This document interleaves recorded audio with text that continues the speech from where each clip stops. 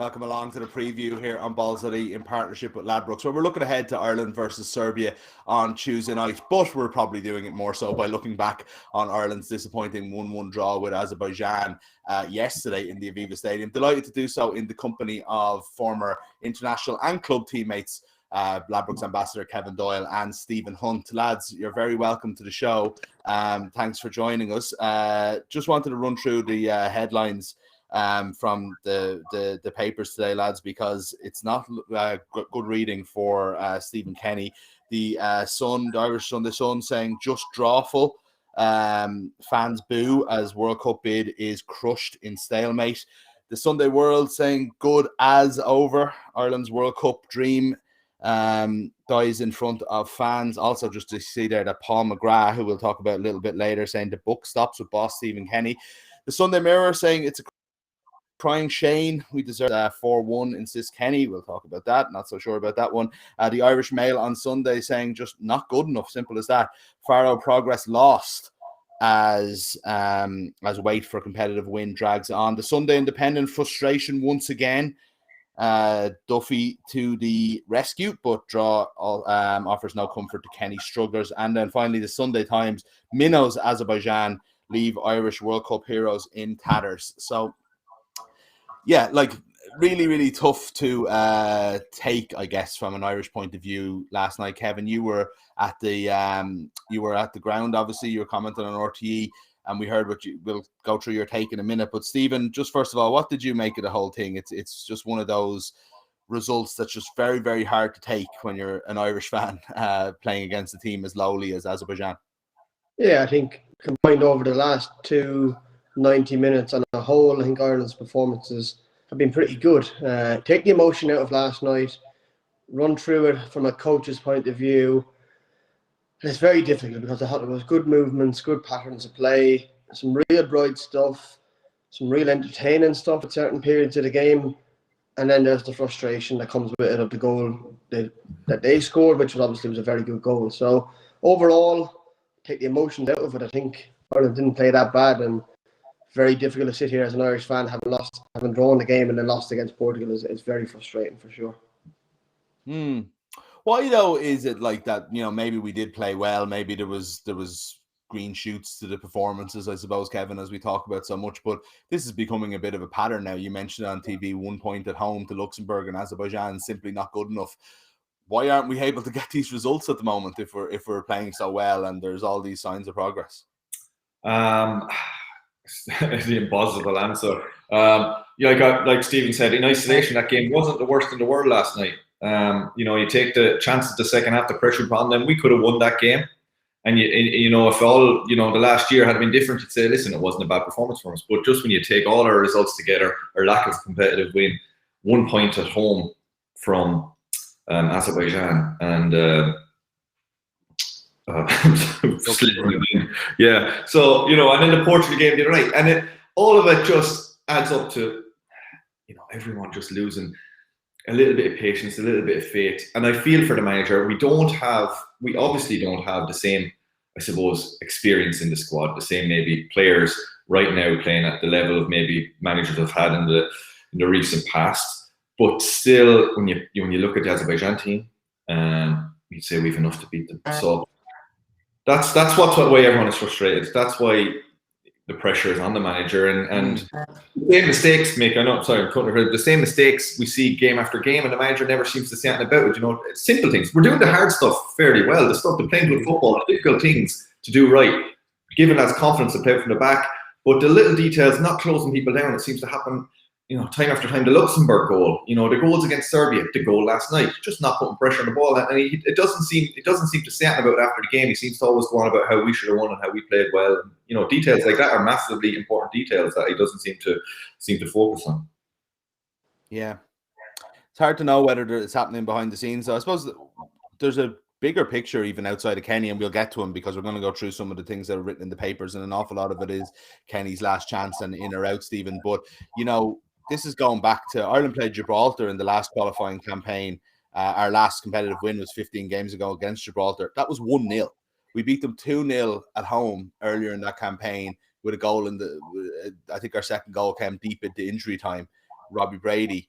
this is an ongoing problem with Ireland, is that we can't break down these lower level teams. You guys will have played a number of games against, this level of teams. Ireland always won those games. It wasn't always easy, but what are we doing differently that we just can't break them down, goals from our forwards, etc.? Yeah, you know what? I was thinking when Kevin was talking out loud there. When you win games and you get in a pattern of winning games, you're always playing well.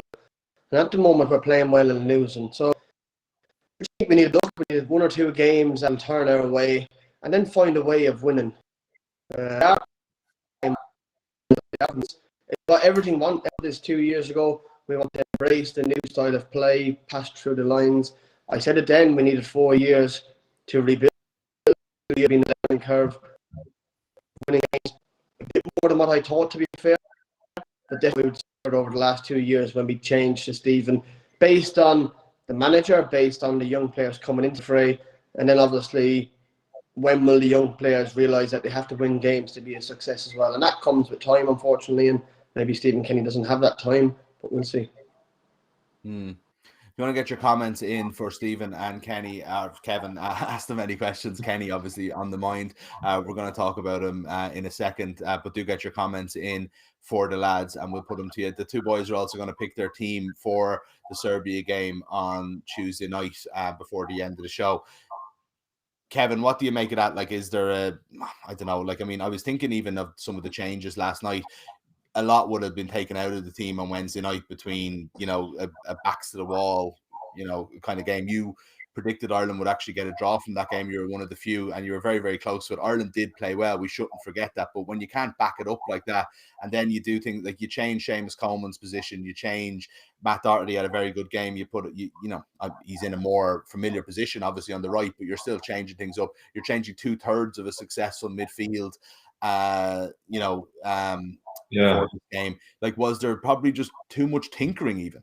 I think so. Like I can see what Stephen Kenny's trying to do, and we all want them to be successful. Of course we do. And he has a really difficult job. But last night I thought he just made it more difficult for himself. Why one of the things that's gone on last year, and I said it last night, is we've missed players through COVID, we've missed players for injuries, and we haven't had a chance to have a settled side. And we had a chance last night, apart from Darragh Shea's injury, to have a settled side with stick him in the same position. They had confidence. I know they got beat against Portugal, but there was a good feeling. They had confidence.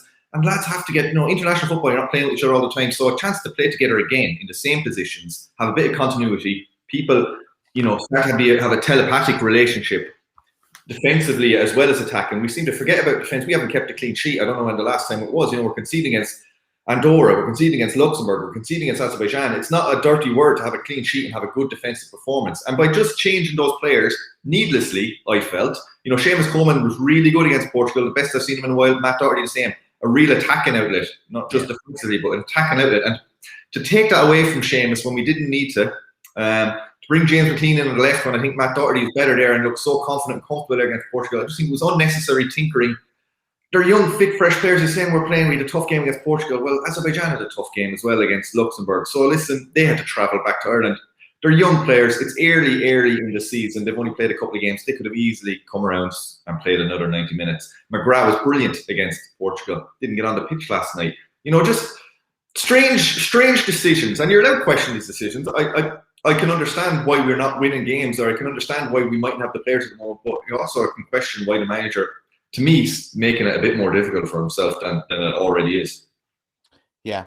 I want to get to some of the papers here, but what's it like? I don't know if you two are either too much experience of it. I'm definitely not going from anything specific in my head, but what is it like coming into a squad playing 2 games in 5 days when you haven't been playing club football? I know it's early in the season, so nobody's necessarily fully up to full pace yet anyway, but at the same time, if you're Aaron Connolly, you've played 45 minutes all season. If you're Adam Ida, you're coming on for 5-10 minutes at the end of Norwich games, and so on and so forth. There's a lot of these guys just not playing football at the moment.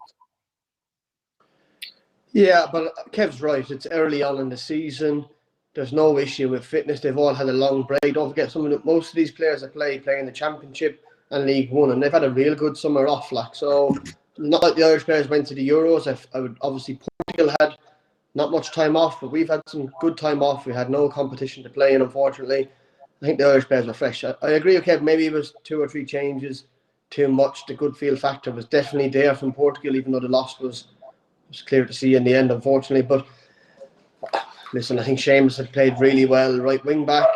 I think Docker played left wing back well, even though James gave us good balance down the left-hand side. I think maybe 1 or 2 changes, too many. But you can understand, you can see what Stephen's trying to do. But it's just what it is. Yeah. Just looking at the great Paul McGrath is in the Sunday World today, and just talking about the future of Stephen Kenny. That's what most of the papers are talking about today. But McGrath saying Stephen has had a year and a half to put his stamp on the team. A difficult year and a half, admittedly, with all that's going on in the world.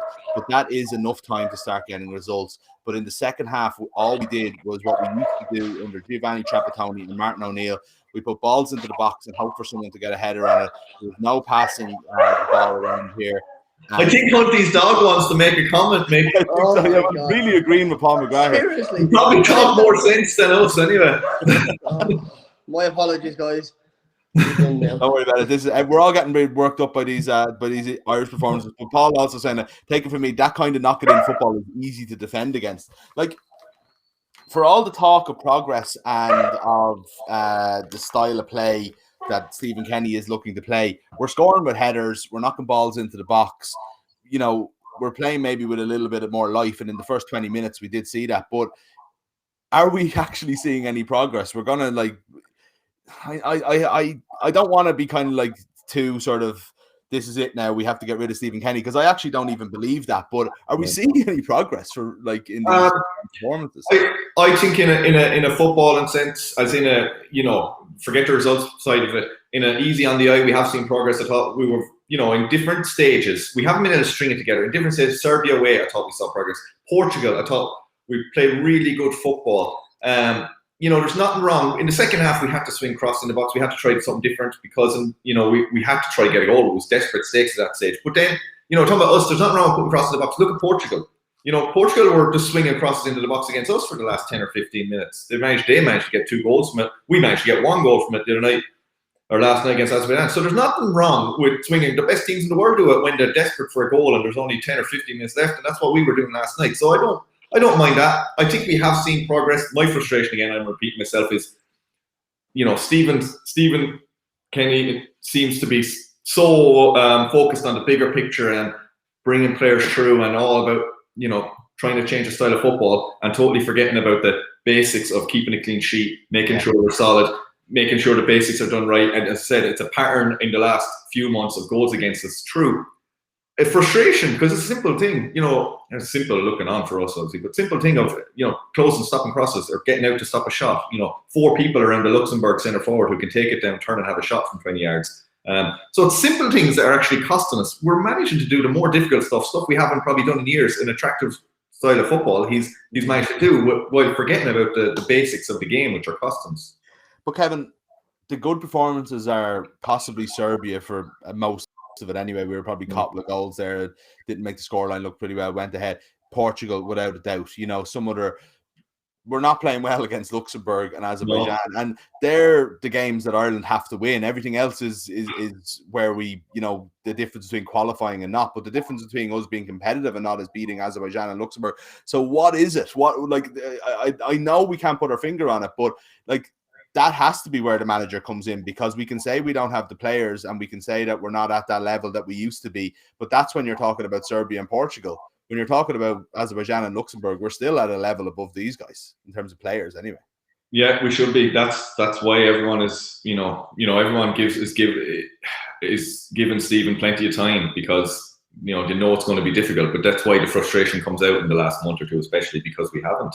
You're playing Luxembourg at home and you think all the development we're doing, at least we get 3 points in that game, or we won't lose the game anyway, and we get points and we're playing Azerbaijan at home. They're the ones where we can build a bit of confidence in the squad, and he hasn't managed to do it. Listen, you could say it was a bit unlucky last night, in fairness, in that you look at it, not clear cut. We didn't break him down. They sat so deep, it's difficult. I'm going taking this game in isolation. Azerbaijan lost 1-0 to Portugal in Portugal through an OG. So, they're no mugs. They're every game. They know they're 112th in the world. It doesn't say a whole lot about them. But when you look at them recently, and they do cause trouble. And when any team is organised and puts people behind the ball, which you do away from home in Dublin, for them. It's difficult to break down. We don't have world-class players to break them down, but Portugal do have world-class players, and they didn't break them down, but they managed to win. And in the past, we would have won this game. As you listed out, you're saying like we didn't beat teams in the past. We beat Gibraltar 1-0 or beat them 2-0, but we beat them, and that's the difference. We haven't.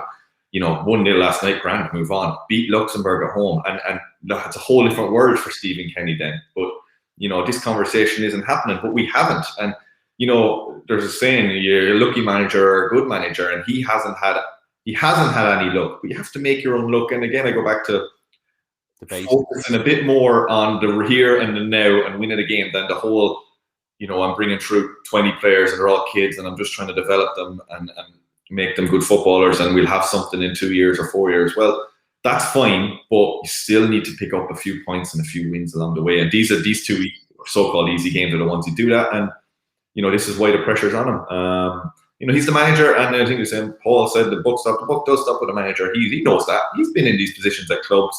He's had fantastic success at club, but he's also had, disappointments at clubs as well. So he knows the pressure he's under. And it's up to him to figure out. He's got 4 games left in the group. Is it 4 games? 4 games, yeah. Big 4 games for him, to see whether, again, get a win out of those 4 games, get a couple of wins out of those 4 games.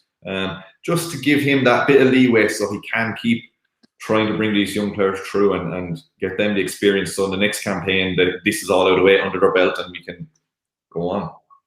Stephen, there's a stat going around on Twitter last night that Azerbaijan has 26 full-time employees working in academies in that country. Ireland has none. We're on a list with, I think, 3 other countries. One is Northern Ireland, and in all of Europe that has no full-time people working in academies in the country, right? You take that, right? You're involved with deals for young Irish players, maybe going to England, whatever. This is a team that's based around one club team, really, who regularly play in the, this is Azerbaijan I'm talking about, who play in the Europa League group stages. I think 8 out of 9 last year, the 8 out of the last 9 years. And I think the other year they played in the Champions League. So while Azerbaijani football and the amount of players aren't as good as what Ireland have, they keep their players. They play for one really strong team. They play at a high level in Europe, and they develop that way, and the best players go abroad, whereas the natural default in Ireland is for everybody to go abroad, nearly all professional players. Given how hard it is, you look at someone like Aviva, you look at, various different players not really getting game time in Premier League at the moment, whereas they might have in the past players of that level. It's getting harder and harder. Do we need just a seismic rethink of the entire process here and how we develop professional footballers? I know that's not a conversation that's just about today, and it's certainly not just about Stephen Kenny, but these things add up over time. And this is, we've 2 regular starters in the Premier League this season, Seamus Coleman and Shane Duffy. Yeah, but Azerbaijan have nobody in the Premier League. So yeah, but the Premier League isn't the only thing there is. Yeah, you can look. There's players in the Europa League. I think Ruud Doctor has come in, say, if we're going to go back to the grassroots and the bits and pieces, and we've brought these players through. Now, these come with a lot of attention 2 years ago, and Kevin knows as well, yes, it's okay coming with attention, but you've got to bring it to the party then when you arrive. Now, I still think you need time with international players to feed them in, give them their 6 to 10 games. Listen, Kevin and I come a little bit later to international football, so it might be a bit easier, but these boys have come without no real club football, so that's hard as well. And if Kevin had played for Cork City and got into Ireland as a regular starter, I'm sure he would have found it difficult. He had the base of Reading behind him to play games. Now, these boys need games in England for sure. Troy Parrott has done the right thing by going to League One. Adam Ida probably needs games, but Adam Ida is by far, in my opinion, our best all-round striker we have in terms of bringing people into play and has the blinkers on to be a successful footballer. So the rest of them need to catch speed with Adam. He's had a good couple of games, so it's easy to say that now, of course. Jason Malumbi needs some games at West Brom. It'll suit him, the style of play that West Brom play. So we do have some players coming through, and it would be easy to take a cheap shot at Ruud Doctor or the FEI or the grassroots and say that. But I believe in these young players coming through, and I think they'll do well in the future. Yeah, I wasn't making a cheap shot at them. It's more of an overall perspective on where we're, how we're developing. And you're right, there are players coming through. And it brings us to Stephen Kenny's future, really, because that's the point I want to make. And I'll just read out Eamon Sweeney in the Sunday Independent. Then, how has it come to this? Ireland have now gone 15 competitive games in a row without a win, scoring 7 goals in the process. Not even the harshest critics of Kenny's appointment would have dared to predict such a scenario. What about those of us who believe that the new boss could achieve great things? If Ireland don't beat Serbia, we need to talk about Stephen, because if a manager suffered a lot of unfair criticism when he first took the job, he's now benefiting from some unfair praise now. Is that fair, Kevin? I'm trying. The football world in Ireland is so divided, Mick. It's so divided. Civil war. It is. And like, I try my best. Right, I'm on TV, and I hate being too critical because I know the tough job he has, and I haven't been too good. Last night was probably the most critical I've been of him, because how can I? It's hard to keep defending when we're not getting any points. We haven't won a competitive game, and you're allowed to criticize him while still thinking he can do a good job. Do you know? And people don't seem to. People are like, if you say anything bad about him, that's it. Forget you're talking nonsense. Or the people who don't like, or people who criticize him all the time, and vice versa. There's no seems to be happy medium ground here. I don't know. I still think,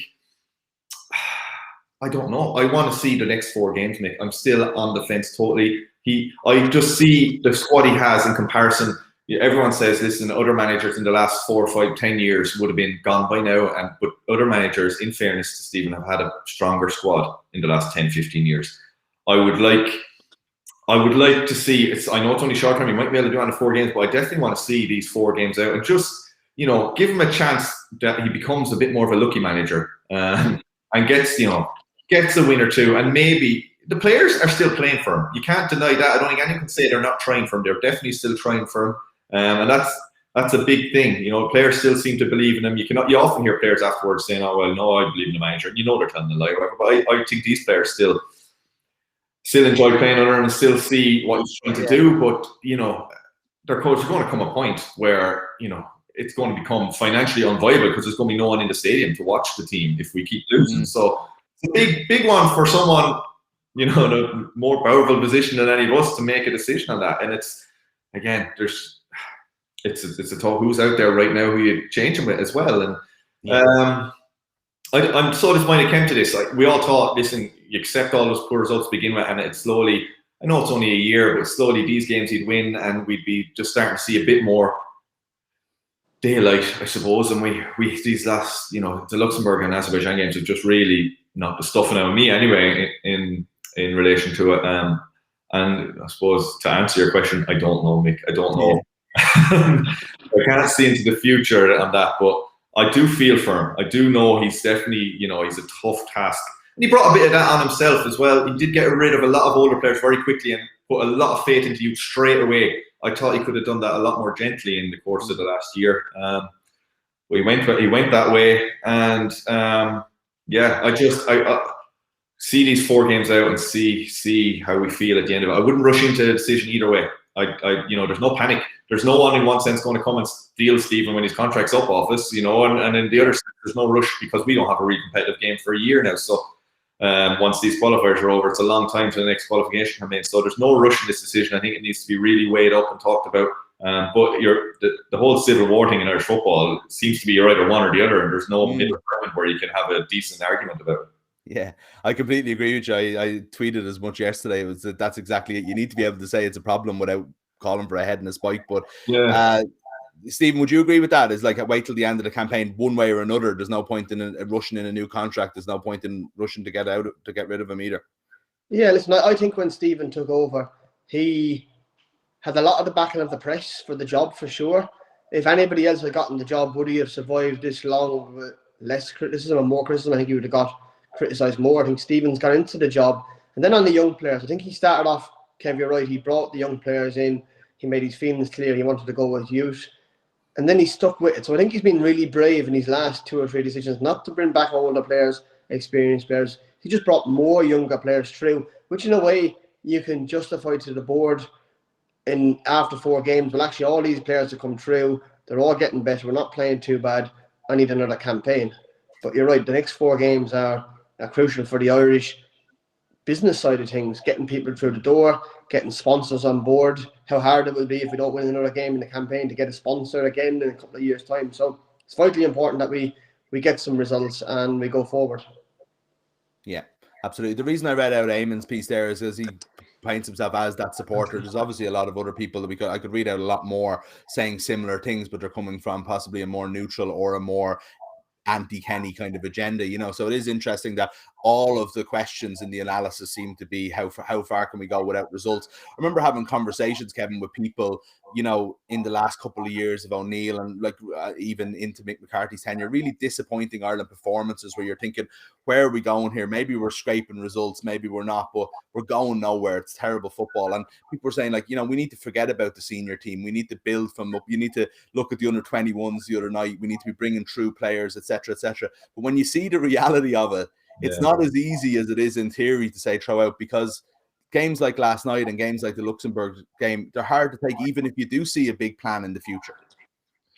Yeah, exactly, Mick. And as Stephen said, the financial side of it, you know, how long can you let it go and say we're building and bringing players through? We 20,000, I think, at the Aviva last night. We could have had 25,000, so we're obviously not selling out what we can sell out. And I'd imagine it'll be the same against Serbia. And so from a whole paying for all this youth structure and paying for all these coaches in the FAI and trying to get sponsors in, you know, it becomes, you know, really, really difficult question for the CEO in 4 games' time. If you see a bit of light, you know, if we get a win or two, it's amazing how quickly football changes.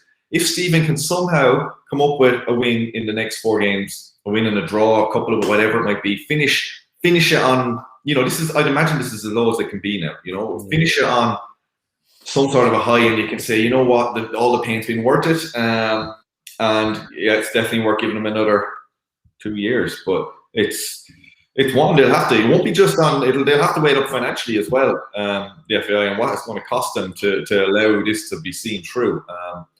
You know, it's just and everyone's in the same situation. Everyone's having this conversation. All Irish fans are having the same conversation, and no one has the right answer. It's all just opinions, obviously.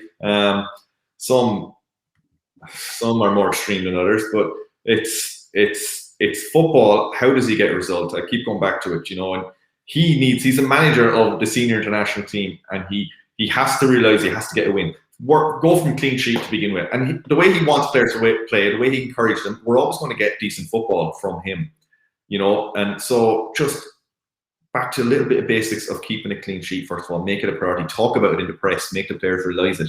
We don't seem to have a fear or you know, concede sloppy goals. He doesn't say anything about it in interviews. You know, this is all stuff you can be putting in the player's head. You know, we can't be conceding 2 goals against Portugal. Instead of saying it's a heroic performance against Portugal, no, come out and say we played well, but, you know, a bit of concentration. We need to beat Portugal away from home. You know, instead of saying brilliant from the players, it wasn't brilliant because we lost. And the same yesterday. You know, he said we should have won the game 4-1. Well, we didn't win the game 4-1. Yeah. Come out and say we need to be better, close down players, and get that in the player's head that it's not all right to be sloppy and concede goals. We haven't, as I said, we haven't kept a clean sheet in how long? I don't know. We're going back a long time anyway. So, you know, Andorra scored against us from a set piece. So, listen, I really want him to do well, and I'd love him just, you know, take the bull by the horns and sort of just go out and finish on a high and you know, be able to see through what he started. Because someone else might come in now and use these players if he leaves and get the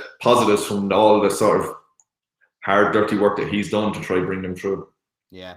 I think clean sheet wise, I think we drew 0-0 with Qatar in the friendly, but competitive wise, I think it might be the Wales match in the Nations League at home, that 0-0 draw. Like, so it's going back a long time. Just on the future, Stephen, then I was thinking about this a lot. Like, you get the feeling that where we are at the moment in terms of the finished article is probably as low as Ireland's first choice 11 has ever been. As I mentioned, maybe 2 guys starting in the Premier League regularly, a few guys on the bench who are good players but just aren't getting a run in Championship, League 2, League 1, etc. But if you think that the likes of Zunu is going to get a lot better, Oma Badele is going to get a lot better, Darragh O'Shea is going to get a lot better, Jamie McGrath, Jason Knight, the 3 guys last night all starting, all still eligible for under 21s, we're going to have a better team, like almost certainly, in 3 or 4 years than we do now. Really good under 21 performance the other night as well. Like, there's talent coming that we're going to have a better football team.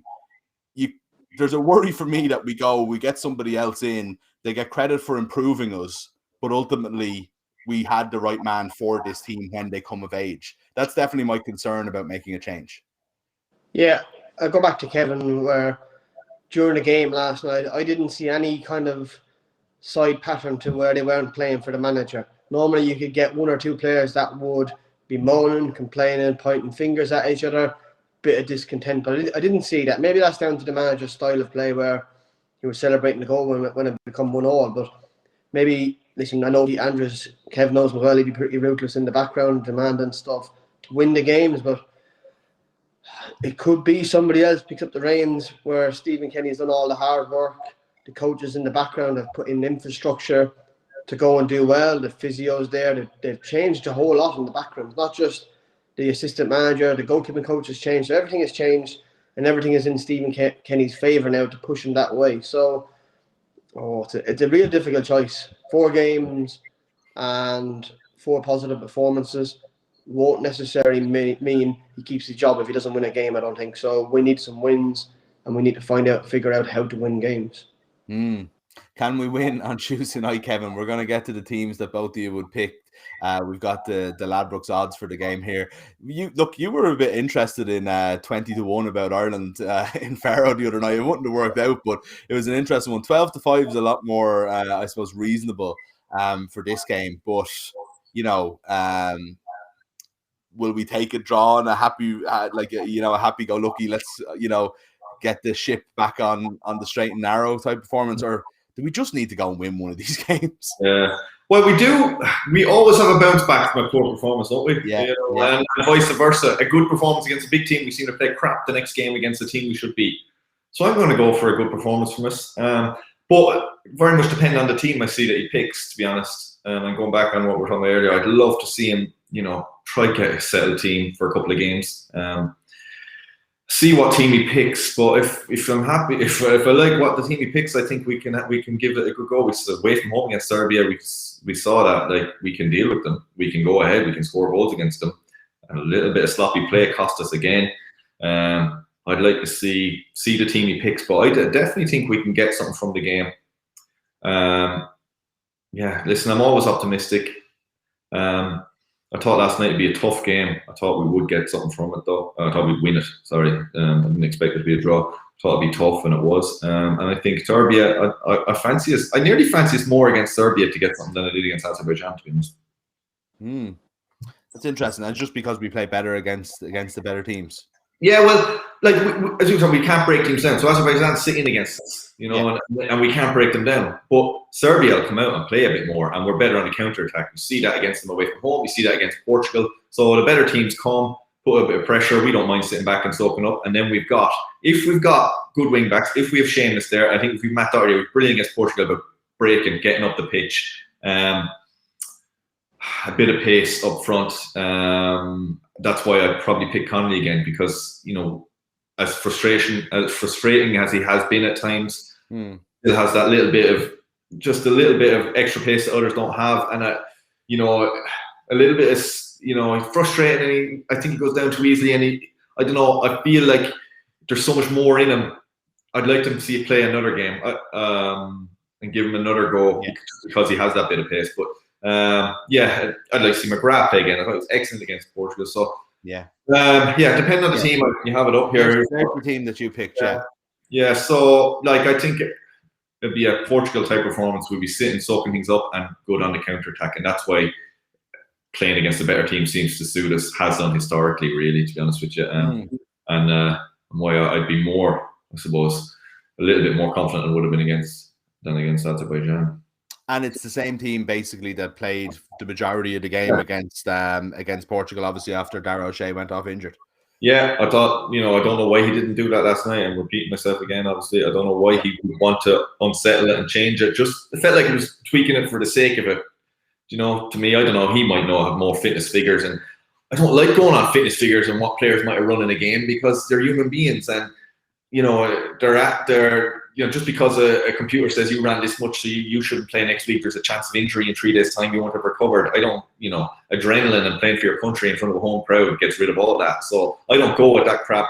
If you want to play and you say you're ready to play him. I wouldn't be going on, he's played 90 minutes and he might be a bit tired after Portugal and we travelled. That to me is a little, Like, that's fair enough at a club over a 40-game season, and you've played 30 games, and they need to give you a few games off because you're showing signs of maybe going to get an injury or ever. But in an international window like that, I don't believe in it, and I think they should have stuck with what was going quite well out there. Were you playing in the famous bounce back game after the Cyprus game? We drew with the Czech Republic a couple of days later. I failed the fitness test in Cyprus out there. Right. I knew you weren't in that game anyway. Yeah, I failed it. I was devastated. Thinking, listen, we beat Cyprus and a chance of a goal or two here, and I failed the fitness test beforehand. So no, I tore ligaments in my ankle, so I missed the Cyprus game, thank God, as it turned out. And then I wasn't available for the bounce back game where we had threw together all sorts of players and we got a great result. That does tend to happen with Ireland, though, and I suppose if you look at the difference now, Stephen, I'll get to your team in a second for Serbia. Is there was a lot of injuries back then. Don't get me wrong, but to the point about the squad still being with Stephen, I think the proof is in the fact that people aren't on a plane home today, and at least from what we've heard so far, and there does tend to be a lot of niggly injuries after game 2 of a triple header and stuff like that. Look, you have to take them on each one individually on their merits, but over time you see a pattern, and that pattern does seem to be lads kind of sticking in there, isn't it? Yeah, listen, obviously Kevin and I have a little bit of insight, and what you hear is that they are trying to warm and they are getting better as a team, better as a coaches, as manager, and the squad are gelling together better than what he had at the start. Listen, nobody knew who Stephen was at the start, coming from Dundalk, especially the players in the UK, of his ways and his manner as well. Let's put it straight. Stephen Kenny is different in how he approaches things. He could go silent for 3 or 4 seconds in an interview, and you've got to figure out what he's thinking, how his emotions are, and so. But his pattern of play and his template of playing has never changed, and I think that takes bravery as well. In fairness to him, to keep going that way, keep believing in his bits and pieces, but he's got to figure out that 5-10% of how to be ruthless and how to win games and keep a clean sheet, as Kevin says. Let's have a look at your team. There is a couple of changes from what Kevin has. It's a similar enough formation. You're very, very specific about the order of where the back three play as well, you were saying beforehand. Yeah, Kevin was me sticking about Duffy playing on the right. I think he wanted him to play in the middle, but I was keen for Duffy to mark somebody on the day. I think he likes physical contact with people, and obviously scored a good goal from a set piece. I'd like to see us score more goals from set pieces, but I've picked Conor Horan in midfield based on he's left-footed. I think Matt Doherty will play on the inside with his right foot, and then Conor can obviously play around the corner. I would favour playing down the left side at the moment with Horgan. He looks very promising. If he starts in the hole for me and drifts out to the left, he's very effective and gets deliveries in the box. Starting with Collins, I can hear all the Irish fans going, oh my God. But generally, he might take the heat off Adam Ida. Kevin was saying about he should be able to play games. Yes, I agree. That's why he's playing. But he might take the physical load off Adam. And then Adam maybe can do some more of them runs we've seen in behind instead of coming short all the time.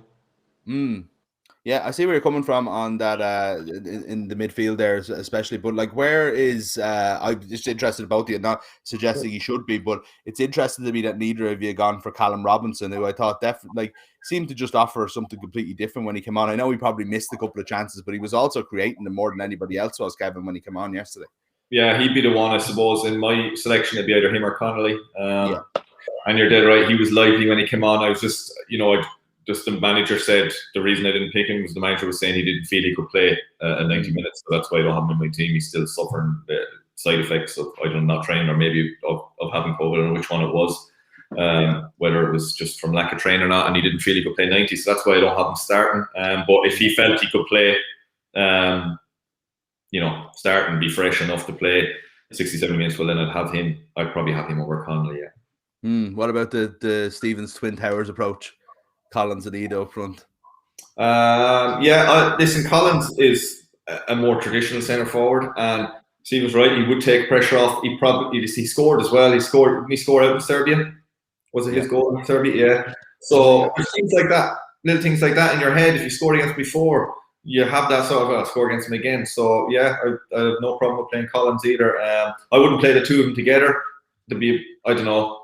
In my head, I feel they're a bit similar. They're more to link up and hold up play, but obviously could be proved totally wrong on that. But I feel they'd be a bit too similar. I would if I was playing Collins, I would play him with Robinson or Connolly. So yeah, but I have no problem with playing Collins. He's scored plenty of goals. Talking about getting goal scorers in the team. He's at a lower level in England, but still scoring goals, and he's scored plenty of goals over his career, but a lot more than that Ida has done. So you can see a reason for maybe starting him. But Ida, just to me, his link-up play and how he's played the 2 games, he probably deserves the nod.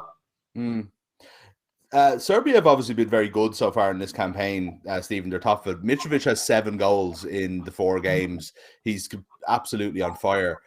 At the same time, I still don't think Serbia are that much better than us player on player. Now, obviously, they're in great form. We're in terrible form. They beat us 3-1 already. We say we played well and lost 3-1. So you have to understand why they're favourites. But we're at home here in front of a crowd at the Aviva.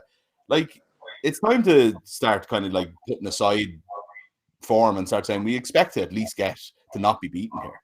It's fair to say we're not playing France like. Yeah, no, I agree. I think Serbia, we'd have played actually, Kevin, probably Serbia would have been one of the teams we've played against many a time. They don't like the heat at the back. They don't like being put under pressure. I think we can get at them. It's so old-fashioned by saying they don't like to be put under pressure, but it is a genuine closing down rule, get after the ball, get the ball up the pitch and win it high up. And then obviously, hence the reason why I think I have Collins in the team. If the game is going the other way, we have an outlet of a long ball where he can win headers, probably better than Adam at the moment, I agree. Yes, Robinson and Connolly are very good options to run in behind as well. And listen, I'm looking forward to the game. I think we'll hopefully be on the front foot with it. I was really enthusiastic about Portugal. I wasn't that angry at the game last night. I was disappointed. And as Kevin, you feel dejected after the game. That's because they actually didn't do too bad, and we've all been there. But we've won many games in the past where fans have come away going, geez, that wasn't very pretty. But we've always found a way of winning, whether it was if I come on for 15, 20 minutes, a James McLean coming on for 15, 20 minutes, if you want to go similar in the last 10, 15 minutes, can actually just pick the crowd up. And if we can get a goal early on and hang on and get a clean sheet, it would be good for the team and for the manager, obviously. Yeah. Funny enough, you come up in conversation during the week, Stephen, as somebody that injected a bit of life into games when you come on. I've said in the Canal End in Crow Park a good few times. Always sort of, but there. Look, I'm sort of joking here, bringing it up, but genuinely, coming off the bench is a specific job for a team when you're chasing a goal, isn't it? And it's injecting that bit of life into a team that might be a little bit static. There is some method to that, isn't there? Like that what we need is possibly what Robinson did more than anybody else last night. Horgan maybe for the first couple of minutes, but we need our subs to come on and kind of lift the entire team. Yeah, I agree. I think Dal Horgan is actually really good at it in terms of coming on and getting to the pace of the game. I think James McLean can carry the ball up the pitch in areas that will take pressure off the team as well. So he'll be vital if he's, and to be fair, he might be starting. So listen, I think we have good options. I think we've got to figure out that little way of playing a different bit for 5-10 minutes if we have to go long, and then go back to our way of playing. Maybe a trigger point in the system, in the play, just to try and get us a clean sheet and get us a goal. Yeah. Okay. Predictions then. With 4 games left. We need results for us to have positivity going into whatever the Nations League before the European Championships. Kevin, you go first. What's our prediction for this one? Oh, we haven't talked about a clean sheet.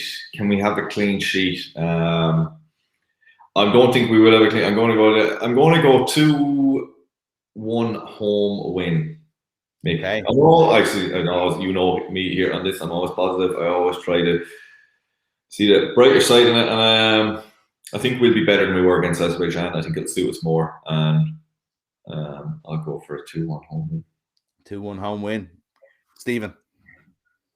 Oh, it was either 2-1 or 3-1, so I'm going to go 3-1 in my head. My heart is different, but I'm going to go 3-1 in my head. Go for a Seamus Coleman goal, and hopefully the wing backs will play up as first goal scorer and a 3-1 win. I can't see us keeping a clean sheet based on how we play and how we go forward. I think Josh Cullen over 2 games has done very well actually, and probably a player that's gone under the radar. So yeah, hopefully he can do a good job for the team. Yeah, it's a good shout on Cullen, actually, because he hasn't brought up. He's probably been Ireland's best overall player in the 2 games. But lads, 2 home wins here we're getting in predictions. There's people watching here. If I'm reading the papers today and listen to this conversation, it's 2 very different things, I have to say. But I love the positivity. It's exactly what we want. And we still do have a game on Tuesday where hopefully the Aviva will be whatever it is, half full, that all the tickets are sold anyway for the 25,000 people. But thanks a million anyway. We've left this conversation with a bit of positivity, which I certainly didn't expect when we started talking 45 minutes ago. So cheers, mate. Yeah, you got to know your players and pros. Generally, Kevin and I are very positive mix, so we'll go with it. Absolutely. Yeah, why not? Thanks a million again to Kevin Doyle and to Stephen Hunt. Brilliant stuff as always. If you're having a bet on the game, we've talked about odds and we've talked about predictions and so on and so forth. If you're having a prediction or a bet on the game on Tuesday night or any other sport at all, please always gamble responsibly.